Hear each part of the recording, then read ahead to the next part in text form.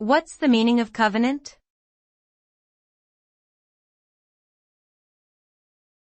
Covenant.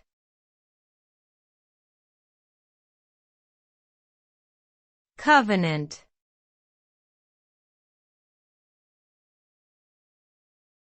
Covenant.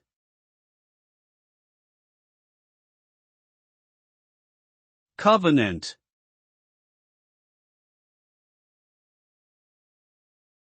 The term covenant generally refers to a formal agreement or contract between two or more parties. It is often used in a legal or religious context to describe an agreement that is binding and has specific terms and conditions. A covenant is usually intended to establish trust and a sense of mutual obligation between the parties involved, and is typically enforced through legal means. The specific content and purpose of a covenant can vary widely depending on the context in which it is used, but it generally represents a formal commitment to a particular course of action or set of principles.